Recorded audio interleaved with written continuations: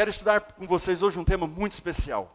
Abra sua Bíblia em Lucas, capítulo 8, a partir do verso 40. Nós vamos estudar esse texto lindíssimo na Bíblia. Abra aí por bondade a sua Bíblia, a palavra. Lucas, capítulo 8, o verso 40. Amanhã pela manhã, você levante de manhã, tome um bom banho, coloque uma boa roupa, venha para a igreja cedo, participe da escola sabatina, ok? Depois participe do culto. À tarde, se na tua igreja tiver, participe do nosso culto JA e tenha assim um sábado feliz. Queridos, vamos lá. Verso 40 de Lucas, capítulo 8. Ao regressar Jesus, a multidão o recebeu com alegria, porque todos estavam o quê? Esperando quem? Gente, que coisa linda esse texto. Quando Jesus, ele regressou, quando ele voltou para essa região, as pessoas estavam felizes, porque elas viram o fruto da esperança que elas tinham no coração, que era a presença de Jesus, esperavam a Jesus. Eu quero fazer uma pergunta para você aí, olha bem aqui em mim, nos meus olhos, me responda, você aguarda sinceramente a volta de Jesus? Irmãos, vocês aqui, aguardam a volta de Jesus? Irmãos, quem aguarda a volta de Jesus tem que ter alegria no coração. Então, queridos, foi isso que eu tentei estudar com vocês durante a semana. Irmãos, quando nós temos crises, quando você passa por angústia e amargura na vida, a quem você busca? E quando você está em paz, você estabelece bases. Amanhã, aqueles que estão vivendo em crise, quem estiver vivendo em crise, você vai aprender hoje o que nós vamos fazer no dia do sábado. Agora, quem estiver em paz, irmãos, amanhã, aproveite bem esse dia, seja feliz. E quando vocês estiverem na igreja, irmãos, cantando, cantem, louvem a Deus, porque nós temos a esperança da breve volta de Jesus. Irmãos, acompanhe o verso 41. Eis que veio um homem chamado Jairo. Ele era o chefe da sinagoga. E prostrando-se aos pés de Jesus, ele suplicou, dizendo, Senhor, vá à minha casa. Porque ele tinha uma filha, uma única filha, ela tinha 12 anos, e ela estava morrendo. Irmãos, esse texto é muito forte. Aqueles que são pais entendem melhor esse texto. Jairo tinha uma garotinha na casa dele, uma filha única, 12 aninhos. Nós não sabemos bem o que aconteceu com essa garota. Mas essa menina estava morrendo. E se você é pai, e se você é mãe, você sabe o que aconteceu no coração desse homem de Deus. Uma informação, queridos, quem era Jairo? Ele era o chefe da sinagoga. E se vocês olharem com cuidado na Bíblia, vocês vão perceber em algum momento que a Bíblia usa uma expressão muito forte, dizendo que os líderes religiosos da época, eles tinham ódio do ministério de Jesus. Vocês sabem o que é um chefe da sinagoga vir à presença de Jesus? A dificuldade que esse homem teve? Vocês vão encontrar na Bíblia, irmãos, alguns homens, líderes que se converteram ao cristianismo, a Jesus. Vocês têm José de Arimateia, vocês têm Nicodemos, e vocês têm aqui Jairo. Agora, irmãos, me impressiona o que esse homem fez. Ele não teve vergonha. Ele teve que enfrentar barreiras. Imagine os líderes da época dizendo, escuta, você é o chefe da sinagoga. Você vai lá naquele impostor, porque era assim que eles chamavam a Jesus. Você vai lá, não pode. Irmãos, ele enfrentou barreiras, sabe? Mas ele veio à presença de Jesus. Eu imagino que alguns de vocês aqui, irmãos, eu imagino que muitos de vocês aí têm enfrentado barreiras, queridos. Em nome de Jesus, enfrente o mundo, enfrente barreiras, mas não deixe de vir à presença de Cristo Jesus. Não deixe. Agora, irmãos, eu pergunto, vocês que são pais, me ajudem aqui. Como estava o coração de Jairo diante da filha de 12 anos, única filha que estava para morrer? Me ajudem. Como estava o coração desse homem? Irmãos, desesperado, angustiado, amargurado, muito. E ele por alguma razão, ele havia ouvido falar de Jesus. Então ele vem como sendo a única fonte de esperança para ele. Agora, queridos, me ajudem aqui. O que foi que ele fez quando ele chegou na presença de Jesus? Ele se prostrou. Agora, vocês percebem o contexto aqui? Jairo estava vivendo uma crise na vida dele ou não? Estava Jairo vivendo uma crise ou não? Uma crise. E diante da crise, o que nós fazemos? Nós buscamos a Jesus, não tem outra saída. Você pode passar crise no casamento, crise na saúde, você pode passar crise com os filhos, no trabalho, qualquer crise na vida. Queridos, não desanime. Você tem que vir a Jesus. E Jairo, ele veio a Jesus, e quando ele chegou a Jesus, o que ele fez, queridos? Ele se prostrou, e por favor, vocês agora focalizem bem aqui em mim. Olha só, ele se prostrou, ele não ajoelhou. Vocês vão encontrar na Bíblia, alguns momentos, pessoas se ajoelhando. E se vocês estudarem a vida de Jesus, vocês vão perceber que há momentos em que Jesus estava ajoelhado, buscando o poder do Pai, e há momentos em que Jesus está prostrado, buscando o poder do Pai. E tanto no Velho Testamento como no Novo Testamento, você vai encontrar heróis da fé, em muitos momentos orando a Deus de joelhos, mas em muitos momentos, e eu peço a você que faça um estudo nesse assunto, há muitos momentos que eles estão prostrados perante Deus. Olha, eu vou explicar uma coisa para vocês agora, e você, por bondade, preste bem atenção. Algumas coisas na vida, nós só conseguimos quando nós estamos prostrados perante Deus, e clamando. Jairo não tinha outra saída. Ele estava vivendo uma crise, a filha única de 12 anos estava morrendo. Aliás, ela morreu, nós vamos ver isso aqui depois. Porém, ele vai à presença de Cristo e ele se prostra. Irmãos, guarde isso na tua mente. Há coisas na vida que nós só conseguimos quando nós estamos prostrados. E quando nós nos prostramos, é a maneira humana mais profunda de nós expressarmos que nós confiamos em Deus e que humildemente nós estamos entregando uma petição ou uma crise ou um problema nas mãos dele. Ajoelhar-se. Alguém tem alguma dúvida? Ajoelhar-se. O que é prostrar-se? Eu tenho encontrado na igreja, irmãos, pessoas que nunca se prostraram. Há momentos na vida, irmãos, que só prostrando-se nós podemos buscar aquilo que nós tanto necessitamos. A palavra prostrar-se significa colocar o rosto em terra. A prostração, irmãos, é necessário pôr o rosto em terra.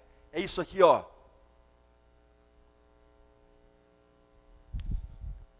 Eu tenho encontrado pessoas que nunca se prostraram, queridos. E quando Jairo se prostrou, diz a Bíblia assim, ele clamou: Senhor, misericórdia, minha filha está morrendo. O Senhor, por bondade, vá à minha casa. Senhor, vamos lá em casa. A minha filha está lá, ela vai morrer. Senhor, me ajude. Eu te pergunto, Jesus foi ou não foi? Ele sempre vai.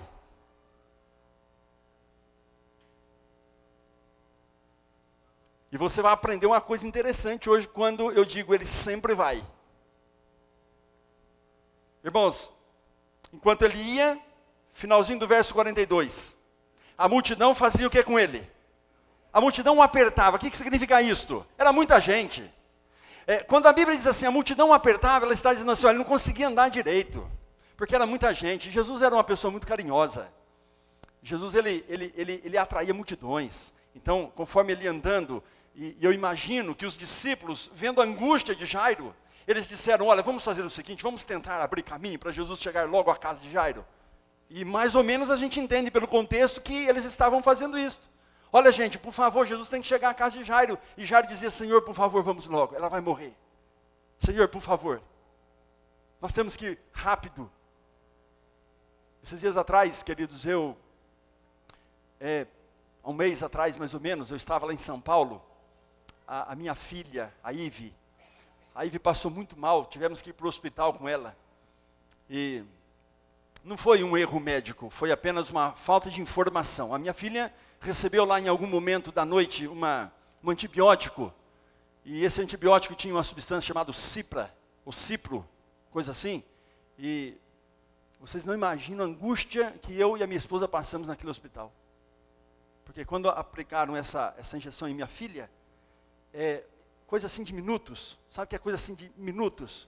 A minha filha começou a perder o ar, começou a apertar aqui o pescoço dela, e ela rapidamente começou a inchar-se, e eu fiquei tão angustiado, que eu assim, clamei a Deus, e fomos atrás do médico, sabe? Eu a experiência que eu passei esses dias atrás, eu nunca tinha passado por uma angústia tão grande quando eu via minha filha assim, buscando ar, e não vinha. Eu disse, Senhor, será que eu vou ter que, sei lá, eu vou ter que fazer uma traqueostomia aqui na minha filha, o que vai acontecer? Mas, como Deus é bom, queridos. Quando eu vejo Jairo aqui, irmãos, eu compreendo o que Jairo estava passando. A filha estava em casa morrendo. Senhor, pelo amor de Deus, vamos à minha casa. Angústia. Agora olha o que acontece, queridos, a partir do verso 43, olha o que acontece. Uma mulher que há 12 anos tinha uma doença, a doença dela era uma hemorragia, ela também estava morrendo. No dia em que nasceu a filha de Jairo, essa mulher ficou doente, porque ela também tinha 12 anos de doença. E diz o que é o texto? Que ela veio, verso 44, ela veio por trás de Jesus, e naquela ânsia, naquela fé, naquela esperança de ser curada, ela toca em Jesus, mas Jesus estava andando, e ela conseguiu pegar na roupa de Jesus. É lindo, olha só, queridos. Imediatamente ela foi curada. Eu gosto dessas palavras fortes que a Bíblia usa, imediatamente. Ele não espera. E aí Jesus parou, verso 45, e ele pergunta, ele diz assim, escuta, quem foi que me tocou? Irmãos, imagina a angústia de Jairo agora, porque Jesus parou, ele diz, escuta, quem foi que me tocou? O verso seguinte, Pedro diz assim, Senhor, vamos. Quem te tocou? Não, Pedro, alguém me tocou e eu não vou sair daqui, eu quero saber quem foi que me tocou. Senhor, é tanta gente te tocando, Senhor, sei lá, alguém te tocou, Senhor, vamos embora, a menina, temos que ir. Não, Pedro, não vou. Pedro, alguém me tocou, o que diz aqui o texto, queridos, o finalzinho? De mim saiu poder, diz o verso 46. Pedro, alguém aqui me tocou de forma especial. Pedro, não estou me referindo a esse toque. Pedro, alguém aqui de forma muito especial me tocou. Irmãos, vocês conseguem pensar o que eu estou pensando? Há muitas pessoas, irmãos, seguindo a Jesus, mas algumas tocam de forma especial. Essas pessoas que tocam de forma especial em Cristo Jesus, irmãos, são pessoas que estão tendo experiências mais profundas com Cristo Jesus. Há muita gente, irmãos, professando a fé em Cristo no mundo. Há muita gente dizendo assim, eu aceito a Jesus. Mas, irmãos, são poucas as pessoas que têm uma intimidade pessoal com Cristo, que recebem poder de verdade dEle. Porque se submete a Ele. Olha que lindo. E aí Pedro disse, mas Senhor, Pedro, alguém me tocou. E olha, é o seguinte, hein, para todo mundo, eu quero saber quem foi que me tocou. E a mulher viu que não tinha para onde sair. Eu não sei a circunstância ali, mas, e vendo a mulher, diz o verso 47, que não podia se esconder. Olha que lindo isso aqui. Irmãos, não tente se esconder do poder que Jesus faz na tua vida. Irmãos, fale. Irmãos, testemunhem. Testemunhar tem que ser um estilo de vida. Irmãos, deixe as pessoas saber o que Deus está fazendo na tua vida. Parece que a gente tem vergonha. Irmãos, não tenha vergonha de dizer para as pessoas, olha, Jesus me curou, Jesus me salvou, Jesus resolveu isto. Irmãos, testemunhar tem que ser um estilo de vida. Sabe, tem que ser natural. Não esconda isso. E a mulher viu que não dava para esconder. Agora, irmãos, eu vou fazer uma pergunta para vocês, me ajudem. Quantos anos essa mulher tinha de doença? Irmãos, qual é mais importante? A doença dela, que já tem 12 anos, ou a menina que está morrendo? A menina está morrendo. Se você pudesse socorrer um ou outro, a quem você iria socorrer primeiro? A menina, lógico. Então, Senhor, por favor, largue essa mulher aí, Senhor, e vamos lá para a casa do Jairo, porque a menina vai morrer. Jesus disse, não. Tem algum médico aqui entre nós? Tem? Eu vou te fazer uma pergunta. Se essa mulher fosse curada amanhã, faria alguma diferença na doença dela? 12 anos ela vem com hemorragia. Se ela fosse curada amanhã e não hoje, faria alguma diferença, irmãos? Não. Senhor, então faz o seguinte, larga essa mulher para lá, mais tarde o Senhor vem curá-la. Já faz 12 anos que ela está tendo hemorragia, não morreu até hoje. Não vai morrer até amanhã. Senhor, cure ela amanhã, vamos para a casa da menina, que vai morrer. Irmãos, esta aparente, porque enquanto dá a impressão que está demorando, não é? Como é que vocês acham que Jairo foi reagindo diante dessa demora? Vocês acham que a angústia dele aumentou ou não? Mas, misericórdia. Imagina eu ali, minha filha, a única filha de 12 anos está morrendo. Está faltando ar. E Jesus para querer saber quem tocou nele. Irmãos, que Jesus maravilhoso é esse nosso. Eu disse para vocês que ele sempre vai, não vai? Mas ele vai na hora dele e não na tua. Aquele momento, irmãos, era o momento da mulher. Não podia ser para depois e nem para amanhã. Era o momento dela. Aquele era o momento dela. E sabe o que nós aprendemos aqui, queridos? Que Jesus tem um momento dele na tua vida. Eu recebi essa semana alguns pedidos, hein? E não foi um nem dois, não. Foram vários, onde pessoas estão dizendo, pastor, eu já não estou mais aguentando. Irmãos, ontem eu li um pedido de uma pessoa que dizia assim, pastor, eu já estou fraco. Pastor, eu estou tão fraco que eu tenho medo. Eu não estou mais aguentando, pastor. Olha, eu estou orando há tempo. Não desanime, meu filho. Não desanime, queridos. Deus tem o tempo dele na tua vida. Fique firme. Irmãos, a aparente cura para curar aquela mulher era também uma cura para Jairo. Deus estava querendo ensinar para Jairo uma coisa linda. Então, Jairo, parece que está demorando, e demorou mesmo, humanamente falando, demorou. Irmãos, o que diz o verso 49? E aí Jesus conversou com a mulher, ele diz assim, filha, que fé. Não é? E o verso 49 diz assim, olha, falava ele ainda, quando veio alguém da casa de Jairo, olha, alguém da casa de Jairo veio e disse o que para ele? Não incomodes mais o mestre. Jairo, a tua filha morreu. Irmãos, o que significa a morte no nosso contexto? O fim de tudo. Acabou, morreu, acabou. Irmãos, vocês percebem quem que dá a notícia para Jairo? Foi o inimigo dele? Foi alguém que ele nem conhecia? Quem foi? Alguém da casa dele, alguém íntimo a ele, veio e disse assim, Jairo, pode abandonar Jesus. Deixa Jesus, cara. Cai fora. O teu assunto não tem mais solução, a tua filha morreu, acabou, para você não tem solução. Irmãos, sabe o que significa isto? Não são os nossos inimigos, irmãos, que vêm tentar nos atrapalhar às vezes de estarmos na carreira cristã. São pessoas íntimas a nós.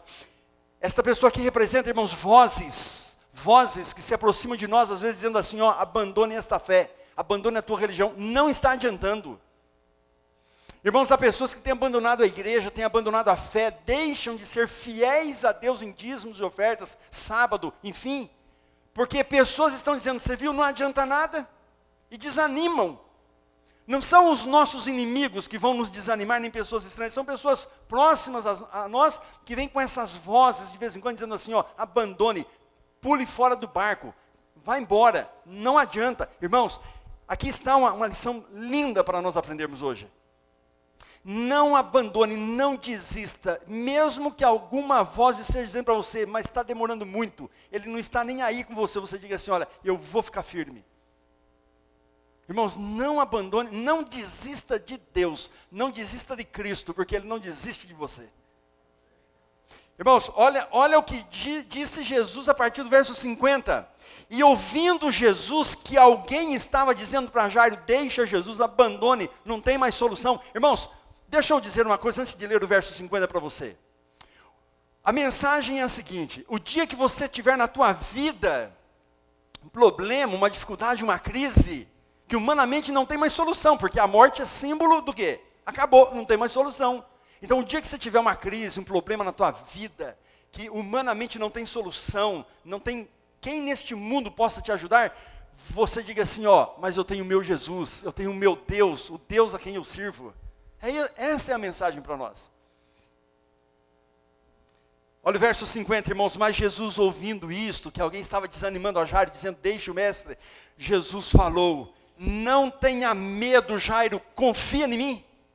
Irmãos, olha as palavras de Jairo. Ô Jairo, você está com medo? Irmãos, Jairo estava com medo, ele estava angustiado ou amargurado, desesperado? Por que Jesus diz assim, medo? Jairo, não tenha medo, filho. Jairo, confia em mim, não tenha medo. Mas Senhor, ela morreu. Jairo, mas confia, filho. Mas Senhor, ela morreu, não tem problema, confia em mim, não tenha medo. Por que ele diz assim, irmãos, não tenha medo? Porque o medo é a raiz de todos os sentimentos ruins. Quando você sente amargura, quando você sente desespero, quando você fica angustiado, tudo isto é resultado do medo. Irmãos, o medo é uma coisa tremenda, horrível. Você sabia que por medo as pessoas matam, as pessoas fogem, as pessoas agridem, as pessoas se suicidam? O medo é um dos sentimentos mais ruins que Satanás tem para trabalhar na mente humana. Então Jesus diz assim: Jairo, não tenha medo, filho, confia em mim. Irmãos, confiança. Você tem crise na tua vida, você tem problema, não está vendo solução, confia em Cristo. Agora, irmãos, eu preciso falar uma coisinha de Jairo para vocês.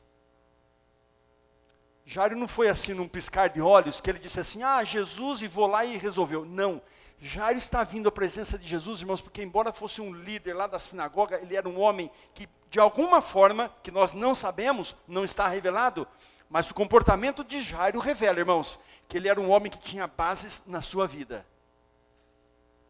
E eu insisto a você, por bondade, em época de paz, estabeleça bases. Irmãos, vocês poderiam me ajudar, você aí, me ajude um pouquinho.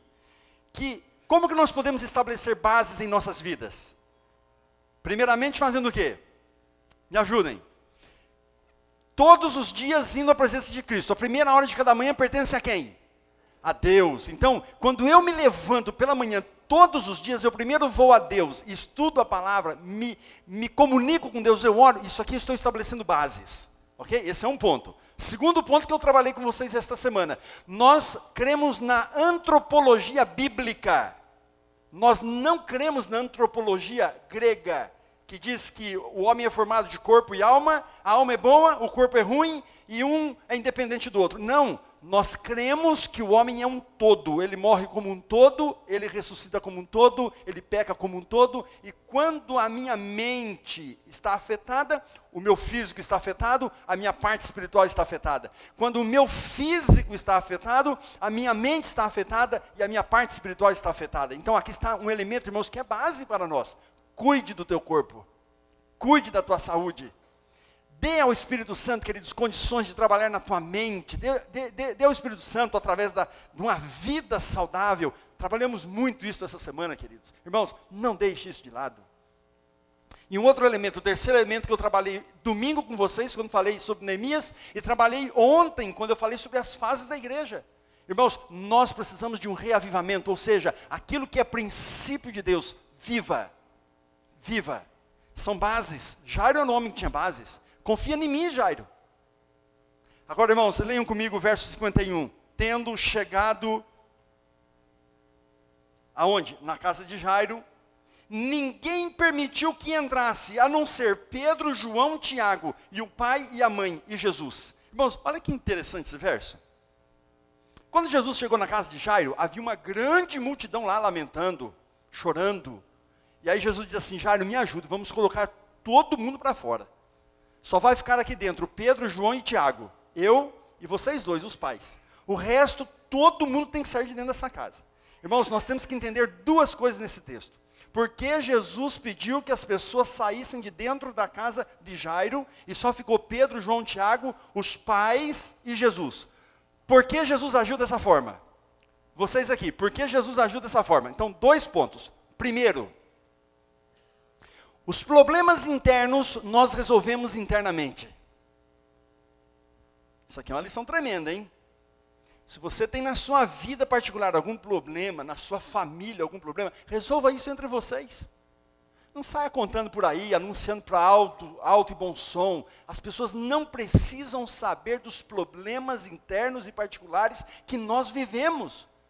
Compartilhe com Jesus e compartilhe com amigos honestos, cristãos. É isso que Jesus está fazendo. Jairo e a mulher de Jairo tinham um problema sério. A filhinha tinha morrido. Então Jesus vem, ele pega 3 discípulos de alta confiança, homens de oração, e eles vão ajudar ali a família, o problema, a crise na família de Jairo. Essa é uma aplicação que nós fazemos. Segunda aplicação, o assunto aqui é oração intercessória. Irmã, Ministério da Mulher, oração intercessória. O que Jesus está fazendo? Ele pega 3 discípulos, os pais, oração intercessória. Irmãos, eu creio na oração intercessória. Quando você tiver um problema na sua vida, você chame pessoas de confiança, pessoas espirituais, pessoas que você sabe que são fiéis a Deus. Reúna essas pessoas na tua casa, em particular, orem a Deus, e vocês vão ver a manifestação de Deus, queridos. E sabe por que também Jesus pediu que essas pessoas saíssem? Leia o verso, irmãos, 53. Por exemplo, 51, né? Agora 52. Todos choravam e planteavam, mas ele disse, não chorem, porque a menina não está morta, ela apenas dorme. Olha, irmãos, o verso 53, pois eles riam de Jesus. Que coisa! Irmãos, uma multidão, hein? Seguindo a Jesus, eles riam de Jesus, eles não acreditavam em Jesus. Ele é doido. A menina está morta, não está respirando, já tinha sido analisada por pessoas de alto nível. A menina está morta, ele está dizendo que ela está dormindo. Riam dele. Irmãos, olha, isso aqui é muito sério. Nós temos muitas pessoas, irmãos, é a segunda vez que eu falo isso essa noite, ó. Nós temos muitas pessoas seguindo a Jesus, mas que não levam a sério o cristianismo de Jesus, a religião que você professa. Nós temos pessoas, irmãos, que estão rindo da pessoa de Jesus. Mas como, pastor? Como é que alguém vai rir de Jesus? Como? Eu vou te explicar. Todas as vezes que alguém conhece uma verdade e não vive essa verdade, ela está rindo de Jesus. Está brincando de religião. Aquilo que ele ensina sobre dízimos e ofertas, você vive? Ah, não vive? Você vive do teu jeito? Você está brincando de religião. O que ele ensina sobre o sábado, queridos? Ah, você vive o sábado do seu jeito. Você está brincando de religião. O que ele ensina, irmãos, sobre alimentação, vida saudável, não alimentação, uma vida saudável, é o que você vive. Irmãos, tem muita gente que vive igualzinho o povo do mundo e vem professar aqui uma fé em Cristo Jesus, está brincando de religião. Irmãos, tem muita gente, viu, que professa a fé em Cristo Jesus e estão dando risada e Jesus diz assim, ó, vocês não podem permanecer nesse momento, e eles foram retirados da casa. Que pena, irmãos. Esse momento aqui, irmãos, é um momento profético também, hein? Se vocês continuarem lendo Lucas aqui, dentro do contexto, você vai chegar, sabe aonde? Lá em Mateus, do capítulo 20 ao 23. Quando Jesus diz assim, ó, na minha vinda eu colocarei os bodes à esquerda, as ovelhas à minha direita. Esse é o assunto, irmãos. Há muita gente hoje, irmãos, seguindo a Cristo, mas muitos chamados, poucos o quê? Escolhidos. Escolhidos são os sinceros, irmãos, que levam a sério a religião, sabe? Praticam de verdade aquilo que aprendem. Irmãos, por favor, abra no verso 54 do capítulo 8 de Lucas. Entrando no quarto, o que foi que Jesus fez? O que está escrito aí na tua Bíblia? Entrando no quarto, o que foi que Jesus fez? Tomando a menina nas mãos. Ó, tomando a menina nas mãos, ele disse o que em alta voz? Menina, levanta-te. Irmãos, me ajudem. A expressão aqui é krateó. É a expressão que Lucas usa, quando ele diz assim, tomou Jesus nas mãos. Vocês vão encontrar na Bíblia duas expressões, tomar nas mãos. Tomar nas mãos, krateó, e tomar nas mãos, katechó. Katechó é quando eu tomo nas mãos alguma coisa que não me pertence. Se eu disser assim para o pastor Flávio, segure a minha Bíblia, por favor. Então, ele está tomando nas mãos uma Bíblia que não lhe pertence, está apenas fazendo um favor para mim. Isso chama katechó. Agora, quando a Bíblia fala assim, krateó, eu estou tomando em minhas mãos algo que me pertence. Irmãos, isso aqui me pertence, a Bíblia. A palavra de Deus, essa Bíblia, ela me pertence. Então, eu estou tomando nas mãos algo que me pertence. A Bíblia está exatamente dizendo isso de Jesus. Quando Jesus chegou no quarto da menina, diz que ele krateó, ele a tomou em suas mãos, ele tomou posse da menina. O que significa isso, queridos? Significa aqui, irmãos, que Jesus está no controle. Eu estarei agora no controle, por isso, Jairo, confia em mim, eu estou no controle. E quando Jesus está no controle, queridos, nada pode ficar descontrolado. Nada. Eu estou no controle. Confia em mim, Jairo. E Jesus toma posse, irmãos. Sabe o que ele estava dizendo ali? Eu sou Deus, Criador. E diante de mim a morte não tem poder. Jesus está revelando ali para o mundo, irmãos, o que ele vai fazer como Rei dos Reis, Senhor dos Senhores, quando ele voltar agora pela segunda vez. A morte não tem poder sobre ele. E ele diz assim: menina, levanta-te. Irmãos, segunda vez, só nesse texto, é a segunda vez que a Bíblia diz assim, ó, imediatamente a menina, coisa linda, irmãos. A morte na Bíblia é símbolo de pecado. E quando se trata de pecado, irmãos, Deus responde de forma imediata. Se você está vivendo uma vida de pecado, se você precisa fazer algum apelo na vida de Jesus, é de forma imediata. E eu quero terminar, irmãos, porque a Bíblia diz assim no verso 55, os pais ficaram de que maneira? De que maneira os pais ficaram, irmãos? Você aí, me responda. Maravilhados, diz a Bíblia. O que é a palavra maravilhados? Não tem nem explicação. O dicionário diz assim, maravilhado é maravilhado. É uma coisa linda. Os pais ficaram encantados, os pais louvaram a Deus. Eu me ponho no lugar. Lógico, imagina, uma filhinha de 12 anos morreu, agora ela ressuscita, única filha. Os pais ficaram encantados. Olha o que Jesus fala para os pais. O que ele fala? Verso 56. Dirigindo-se então aos pais, Jesus diz, dá-lhe pão para ela. Olha que coisa interessante, irmãos. Dê pão para essa menina. Irmãos, o que significa isto? Espiritualmente falando, irmãos, aquela filha estava morrendo por falta de pão. E tem muitos filhos morrendo em nossas igrejas, porque os pais não estão alimentando os vossos filhos.